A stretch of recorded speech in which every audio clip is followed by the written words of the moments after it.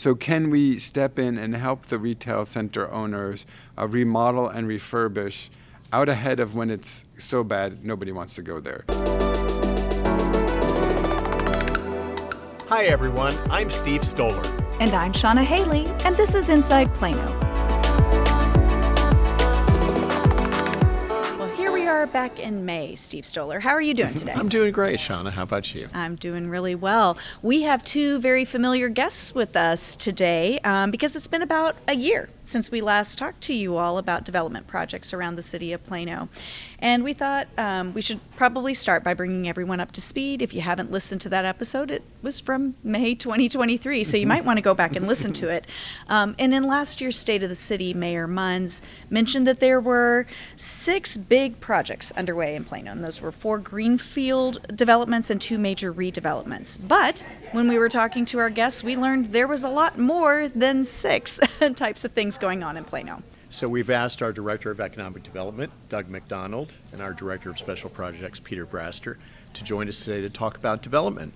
So welcome back to the show, Doug and Peter. Thank you, Steve. Now, last time we had you on, we asked you to tell us something about yourself that we didn't know. So we're gonna bypass that this time. But let's jump in right into the discussion today. Now, a lot of the projects underway obviously will fall into the category of special projects, but Doug, feel free to chime in at any time. So let's look first at the status of one of the most high visibility projects, Colin Creek. What's the status? Sure, but before we get that, of course, Doug and I work so closely together, so it's almost like it's a very tight team. So one and versus the other is not necessarily the case any longer. So we're really happy to join this partnership, and his staff and my staff are just working really, really well together. So we're really moving Plano forward tremendously faster, I think, than we ever have before. Colin Creek is doing well. I was just out on site on Wednesday, and it's amazing. I know a lot of people think nothing's happening, but they spent 2 years definitely doing everything underground. So all of the infrastructure is more or less in. The remaining will be done before the end of the year. The parking garage is stunning for parking garages, quite frankly. And so it's 1,976 spaces. Which is tremendously huge. They'll actually have capacity for 200 car charging stations, which is just a massive thing. They're now moving to enclose the mall back into itself, and architecture firm has been hired to do the final designs on that, and that's very exciting. Homes are going up like mushrooms. I think the last count was about 30 with the 3 different home builders, and so we're exciting. If they really push, they probably could get people living there within a month or so, but we expect September, October, people start moving in.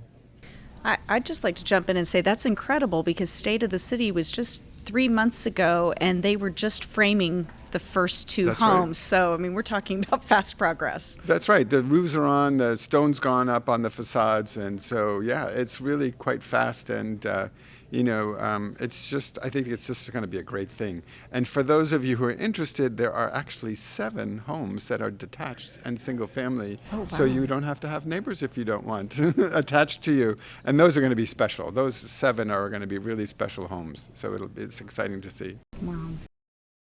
Well, what about Assembly Park? It's complete. In fact, Doug and I were just there not too long ago. So what should we know between the two of you about that project? I did my part. It's now up to Doug to get it filled. The office component is very active. The brokers and the property owner, Triton, they've done a lot of work on recruiting companies, new companies to come to Assembly Park and fill up the 180,000 square feet of office space they have developed there, which was the old outlet mall itself that has been converted. So if you've not had a chance to drive through that development, it is a beautiful development, a nice central green open space. They have now started leasing the residential component.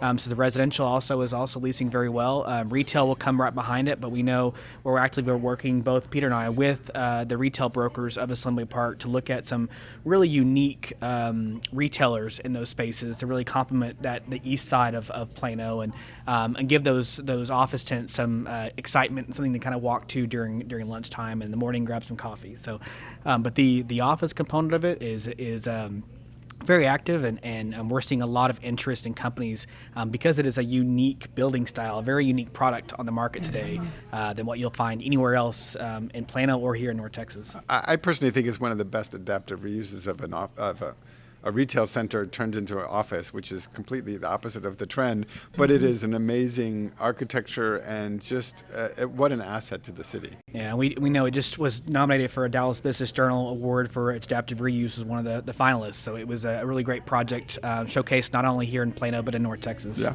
I drive past the Haggard property quite a bit between Spring Creek Parkway and Windhaven.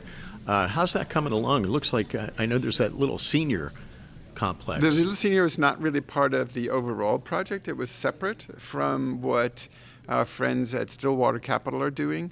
But the Stillwater project is now in the, let's put in infrastructure, streets, roads, sewer, water, all those kind of things to get the different lots ready for vertical construction. They're going strong. There is nothing in their way to get finished. They have their funding and all that kind of stuff, so that's really great news. The first big project is actually an office building, so we'll have more office being built. So that's kind of the state of the market in Plano, that it's still a marketplace for new development of office. And they actually have a tenant already for that, so that's exciting. And they're going to go ahead and then build some retail as well. So it's really, I think it's going to be a great development, completely different than other things that we have in Plano, but embracing sort of the aesthetic of a farm still. I think I'm hearing a little bit of a theme, that we have different types of product coming between Colin Creek, Assembly Park, Haggard, very different types of things that appeal to companies, to folks who are wanting to find a new home product. So that's really nice. Yeah, one of the ones in Central Park, Plano, that's on your list of 7 is Beacon Square, and I think that one is another one. The retail is all leased completely leased up before it's finished. Kidding. The retail. Retail. That retail market has really bounced back. That's always been a struggle here in North Texas, is the amount of retail space that was out there. But we're seeing kind of retail return back into that kind of brick and mortar style. But they have leased that entire retail on that new retail along Coit, fully leased up. Right, that's just north of Walmart and Sam's Club. That's right. Yep. Yes. And so for folks who aren't familiar with Beacon Square, so it is retail, but it's more than that. There's housing. What other components are out on that There's property? a lot of housing, but there's office and a park and all kinds of things. Right. They're working right now with a number of office users to actually be part of that second phase. So once the office comes in, then it opens up them, allow them to have additional residential and retail components. So there's a phasing approach as part of the zoning with that development. But the next piece you'll see is probably a non-residential piece coming in to really complement the mixed use desirability of that area. Yeah, and that's the Billingsley Company, which is, of course, based here in North Texas. And they're the ones who developed our International Business Park on the west side as well. Which has been very, very successful. It's tremendously successful, yes. Well, okay. A lot of talk earlier in the year about the former EDS campus. Is there anything that you can share about what's happening out there? We're working through our agreements with them now. It's these kind of things are not easy to do. I mean, it's complicated while we're protecting the city and getting development done. But I think what's happened recently is just the interest of doing pharmaceutical research and manufacture in North Texas is, I don't want to use the word exploding, but it is certainly ramping up tremendously from it'll never happen to, oh my, it's happening. Yeah, I think our central location here in North Texas and DFW Airport being a huge market for shipping and distribution. DFW Airport's actually one of 2 airports here in the country that have a certain specialization of storing pharmaceutical drugs in their cold storage. So Miami being the other one. So it's becoming an interest in terms of manufacturing drugs and pharmaceuticals here in North Texas. We are seeing a lot of interest from the state's office, from the governor's office, from the Dallas Regional Chamber of companies looking to be part of the North Texas kind of boom in manufacturing. And the interest is actually EDS. They've heard about the EDS campus. They've heard about the new Texas Research Quarter, which is what they have rebranded the area as. And we really think the manufacturing is what's going to be the first lead off of the redevelopment of the campus coming in, is seeing that kind of being the first phase of the life science campus. improvements at the shops at Willow Bend also have received a lot of attention in recent months. What's the status out there? When can we start seeing some actual changes being made? Right. I was just speaking to them a week ago, and they're still excited and working through their plans to get that done. And so we're just sort of on standby until they get up and running. They just got their zoning, so now it goes into the nitty-gritty of the actual construction plans. So we're excited about that. We're partnering with them to get that done. Not officially yet, but more than likely we'll be helping them that. And so everybody's excited about it. And I think we hear Neiman's is excited about it, and we certainly want to keep Neiman's in the community, Neiman Marcus. And so I think it's going to be a very special place. It's not going to be Legacy West number 2. It's going to be its own place that's exciting. Are there any other major projects that we need to be aware of? There's some office users coming in that are exciting that we can't talk about. There's downtown. There's a new development happening near the Civil Line station at 12th Street that will have pickleball as a component. So it'll be a restaurant pickleball place. Talk about that a little bit, Pickleball Plaza, because I know the mayor kind of called that out at State of the City. Yeah, no, it's exciting. We're working through some incentive agreement with the developer, which is Hines, which is a huge firm in this country for housing. So they'll be doing some multifamily, but the exciting part, of course, is the pickleball restaurant kind of complex. So they're adaptive reusing one of the old buildings, which will be sort of 6 indoor pickleball courts, which is even better, I think. I've seen some plans. It'll look stunning, and it'll be a real asset to downtown. So not only do you have fouling or foaling, football and bowling, interesting, but you'll also have pickleball, which are actually close together, and of course some other great restaurants that we have in downtown. Of course, we also have the largest indoor pickleball facility coming online pretty soon, and both Peter and I have been working with the Pickleball Kingdom on its opening, and so that'll be a great asset right in Central Plano, be part of the kind of redevelopment process of an older retail center. As we've seen so often, you renovate one thing and it sparks revitalization everywhere. We'll get to kind of how the city's working on that a little later on, but Doug, you're saying there's a lot of interest from companies, so why don't you tell us a little bit about what is the state of the business community now and the opportunities that are in front of us? Sure. So I feel like each year when that question is asked, it's getting better post-pandemic. I think that we had the pandemic, then we had about 2 to 3 years worth of recovery. Most areas of the country, they're seeing probably 5 to 6 years worth of recovery. I fully believe this is the year, and I'll knock on wood that the office markets is starting to come back. We're seeing a lot of interest in Legacy and in other areas of Plano of large office tenants coming in. Things that we haven't seen since 2017, 2018 timeframe. So we really think some of these projects that could come to Plano that we're working on very actively will really start changing the office market and the success of the office market from a recovery aspect since the pandemic. So I think industrial has always been strong. It has remained strong throughout the pandemic. It has remained strong today. As I mentioned last podcast and this podcast, we can't build enough industrial space right now for the demand. And manufacturing space and R&D space, but I really believe these last few months we're starting to see the office starting to come right back in, and we're starting to see the companies now where they were really kind of holding on to fully remote. They're now coming back in 2 to 3 times a week. Many now doing it 4 times a week. Seeing some of the interest in actually having the employees come back in to be part of the culture that may have been lost during that time frame. So that's helping a little bit fuel the office come back as well. And so we're excited to see that. We're excited to kind of see the activity shifting in a more positive direction. So Doug, tell us, how many days in the office are you in? I'm in the office 5 days a week. I was going to say 8 days a week. Most likely 6 or 7, but yes, 5 days in the week. That is helping. It's also helping the retail side. So having employees come back into the office really supports the retail as they're going to lunch and they're going to getting coffee, and they're out and about. They're not at their homes. There's a shift that's helping the office market, but it's also helping the retail market. Sure, we've all heard for years how retail is dead. I dare you to drive around Plano and look for completely empty shopping centers. It just doesn't happen. There are some big boxes here and there, and some little places that never really necessarily worked for retail, but I think you're just seeing it all leased up and full and active, and so it's a real asset to the community. We've long talked about how there's too much retail, but the retailers don't seem to think so.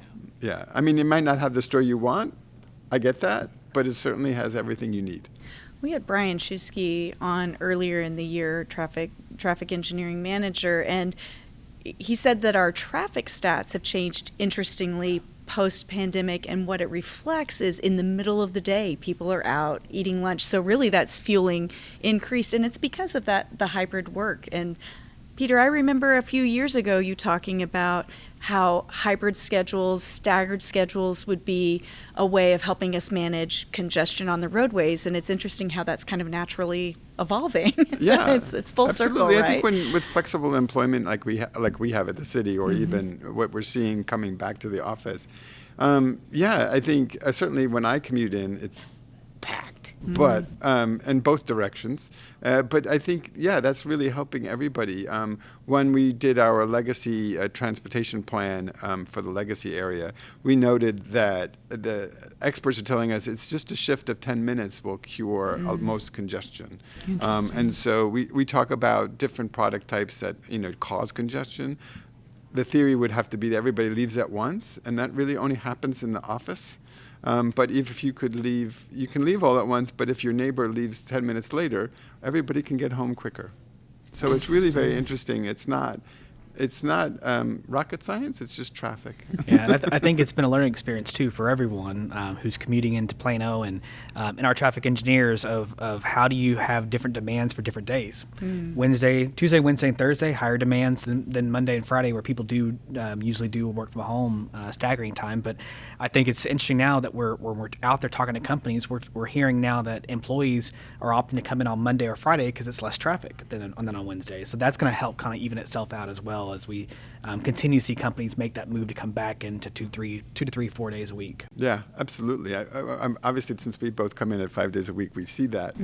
Friday afternoons still are not so fun. But I think, so I think interesting you bring up Mr. Shusky, but we are really undergoing a whole modernization of all of our traffic signals, all 270 of them, or whatever the number is. And I think that before that, they were doing excellent work and timing and all that, and now they're adding different times, so there's 3 or 4 different phases during the day, and all of that's going to help. And you can tell that Plano is way ahead of the game, because how you can get across town, even during rush hour, is tremendously faster than most every of our neighbors. Even despite construction, I would say. Parker Road. I mean, but you can still make it across. I look at my timing; the impact is not as significant as you might otherwise expect. What are the current challenges and opportunities in our major market sectors? I think we're still seeing a little bit of the squeeze on the inflation and on the lending from the banking side. That's continuing to kind of slow up. I think it'll work itself out over the next few months, and as we're seeing some of these large companies now making the move to start looking, that's going to continue to kind of free things up. The financial sector in Plano is as strong as it's ever been. That's our largest employment sector. We're continuing to see increase in employment from Capital One and from JP Morgan, and those are our 2 really big, largest employers here in Plano, Bank of America being number 3. So we are continuing to see kind of an influx of financial service jobs here in Collin County and in North Texas. And I think it's going to continue to be the shift of markets. As people see the Dallas, central business district being one market, but being Plano being that second regional market in some kind of finance positions here in North Texas. Still seeing a lot of manufacturing, a lot of R&D, a lot in the still on the automation and EV chargers, manufacturing and those aspects. But we're seeing a lot too. We're seeing a lot of the Build America, Buy America Act really influencing a lot of companies to bring their manufacturing back to the United States. And so Sysgration, with its recent announcement, was a lot of that was to meet the Build America, Buy America Act. SK Signet, same one as well. We're working with another company that's here in Plano that is contemplating about a 450,000 square foot addition as well. And part of that would be the Build America, Buy America Act, and bringing some of the manufacturing that's out in seas back to the United States. So that's really influencing a lot of the manufacturing component. And I think we're seeing that with pharmaceutical and the life sciences sector as well. Yeah, I think the headwinds are interesting because you talk to the development community, and obviously they're concerned with construction costs and interest rates. And the banks are being the lenders, I shouldn't say banks, the lenders as a general rule are still quite conservative. Unfortunately, we're getting brushed with the same brush all across the country, where the economy here in DFW, and especially in Plano, is completely different than what we're experiencing. So we have a lot of opportunity, but we're sort of being held back because of the national as opposed to what really is happening on the ground for demand. Right. So Doug mentioned Pickleball Kingdom and that it's a conversion of a large big box retail space. Supermarket, yeah. Peter, you worked very closely with council and had a retail rehabilitation program passed. And I know actually two of you worked together on that because of the relationship between your roles. What is the purpose of that program, and what does council hope to see achieved by it? Sure, just like Plano handles our own infrastructure, how we're always ahead of the game and making sure it gets fixed before and rehabbed before it's costs too much. We're trying to do the same thing with this program with our retail centers. So can we step in and help the retail center owners remodel and refurbish out ahead of when it's so bad nobody wants to go there? So we're trying to really get ahead of the game with these grant programs and really change the paradigm and help retail shopping center owners really be just like us and ahead of the game and excellent. Interesting. So you've also related to this in some ways to all of our rehab things and redevelopments. You've asked our teams to help you promote opportunities for citizens to serve on TIRZ boards.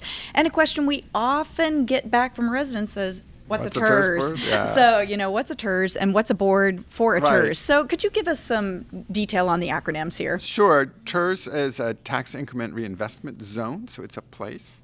It utilizes TIF, which is tax increment financing, which is a state law that allows cities to declare an area an investment zone, and we use our ad valorem or property tax to stay within that zone.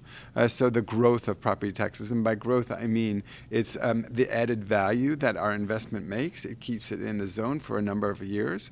The latest one is in Legacy. It is a 26-year zone that shifts. I'm blanking because I have so many of them. 75% of I think it's 75%, 65, no, it's 65%. Sorry, 65% of the increased value and the income generated from the city back into reinvest in the zone. And we really see that as a good tool to use for grant making. And so the best one example of that is our downtown TIRZ. It has generated over its life $69 million. And all of that money has been reinvested, 2/3 of which were for public works. So water, roads, streets, sewers, signals, pavers, bricks, you name it. It's been used as a tool to reinvest it. So really what it does is it takes generally our fund, money we would spend anyway, but keeps it within the zone to help it improve. They work, and a board of directors in Plano helps us make recommendations to council on which investments to make. You mentioned that a recent trend that we're seeing is pharmaceutical research and manufacturing. Are there any other development trends that we should be aware of? Pickleball. Pickleball. If you don't have a pickleball court at your development or at your office complex, you're already behind. I still don't understand how you can hit a pickle in midair and make a game out of it. Yeah, pickleball. I think what's interesting here in Plano, obviously our proactive approach on redevelopment is really changing the game. And we're having a lot of cities look at us and say, how are you redeveloping 3 regional malls all at once? Which Valid is question. a very unique thing here in this Successfully. country. Yeah, successfully. By the way. We also have the office component of it. We developed a new program this last year with our office modernization grants. We have 2 of those projects under construction right now, 5600 headquarters and then the former SMU campus off Tennyson. Both have a lot of activity on leasing. So we're seeing the property owners going ahead and making the investment with our support to make sure our real estate stays attractive, our property rolls, property taxes stay strong. We don't have large vacancies. We make sure our real estate stays attractive and for this next wave of office. So I think when you look at the trends here in the country, really Plano stands out because we still have a lot of activity on office. We have new office being developed and built. It's being leased. We have the older office complexes being redeveloped and new investment coming in. We have the regional malls and four corner retail centers now going through. So I think it's setting us up for a really successful stage the next 20 years. So in closing, is there anything else that you'd like our listeners to know about the current state of business and development in Plano? I would say, let me go first, I would say that it's strong. Retail is coming back, if it actually ever disappeared. I think that the city of Plano likes to go out to eat, so I'm looking at you, Shauna. Yes, I would say, it happens. And I think that is really strong despite some closings around. Some of that had to do with the office and the pandemic, but those are coming back as well. Yeah. I think that all of that trend is going to continue. With our hope is that it continues for the next 20 years with a little bit of help from us and a little bit of prodding, if you will, and then you. Yeah, I mean, I just think it's if you're a Plano resident or you're a Plano company, you're in a good spot. This is a strong market. It's a strong region. We have a lot of support from the Dallas Regional Chamber and from the state of Texas on new business, new growth here in Plano and North Texas. But you're in a good spot because you're seeing, if you drive around, you see construction. You drive around, you see rehab. You see new buildings being built. That's a strong market, and so that should tell you that your investment in this community is a well-earned investment, well done investment. But I think it also tells you that the city is really being proactive on a lot of aspects, from roads to infrastructure to retail to office to our regional shopping centers. We're not sitting still. We're keeping it going, keeping the heartbeat going.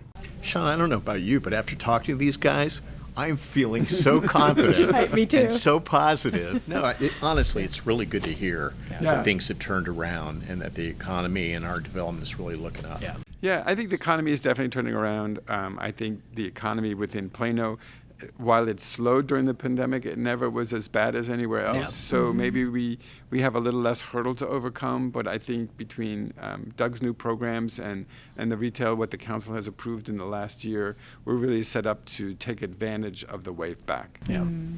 Makes me think, Steve, of all the interviews you did with our longtime city managers and planning staff, and it's just yet another example of forward thinking, planning for the long haul, and not being overly concerned about the short term. Keep looking forward. So, well, Plano is a great place to do business, and I feel like we should just book you all for this time next year because it'll be 12 months from now, another set of updates to make. And I do want to say thank you very much to our partners at the Plano Chamber of Commerce. We're actually filming in their open workspace that's available to their members, and we just wanted to kind of be in the heartbeat of the center part of Plano today. So thank you to the Chamber.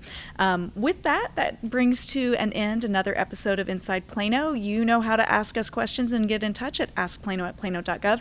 Thanks, Steve, as always. I missed having you on the show last month. It's good to be back. We'll see you next month. Yes, see you then. Thank you, everyone. Bye.